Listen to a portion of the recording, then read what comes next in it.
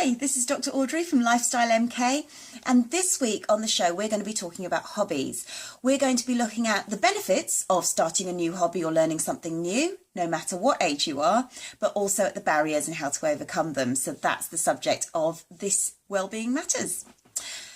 The benefits of hobbies are many, but the key ones are it gets us out of the house. It means we get to meet other people, and also they're going to be like-minded people because, of course, we've all gone for the same interest. That means that when you get talking to them, it might be that they open new doors for you, because if you already have a meeting of minds over one thing, such as pottery or ballroom dancing or rock climbing, there may be a chance that you will share similar interests as well in other aspects. Another great thing about hobbies is that it reminds our brains that it can continue to assimilate and take in new information. This means it is a lot easier for us to learn new things when we need to. Otherwise, we get practiced at not actually learning because we get very comfortable and we stick within that comfort zone.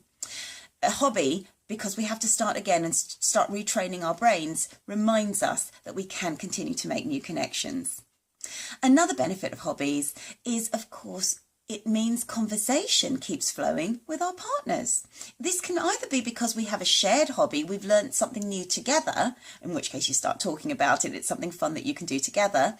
Or if you spend a lot of time together anyway, doing something separate means that you're able to then talk about it when you get home, and that keeps it much more interesting. However, there are reasons why we don't undertake new hobbies, especially as adults. The first is because we fear failing. By the time we reach adulthood, we've had a lot of successes in our past, and to start right at the beginning is very daunting. But believe me, I used to be one and I teach people to do it at the moment. Any teacher who teaches adults teaches them in a very different way to teaching children.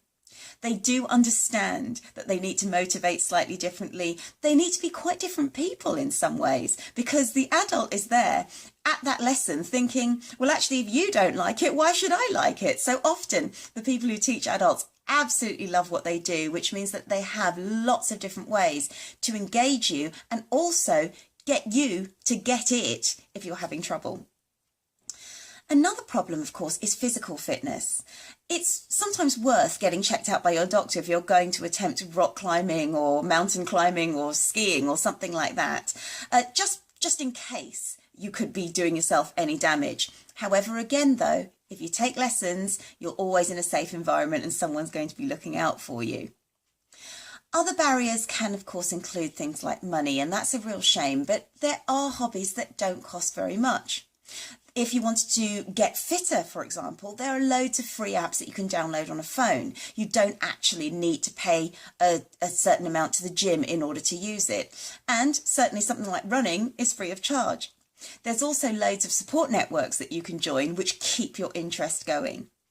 We'll be talking about hobbies, lots of different things that you can do, the barriers, how to overcome them, and more on Lifestyle MK at 12 till 2 on Saturdays on Secklow Sounds Community Radio from Milton Keynes. Tune in.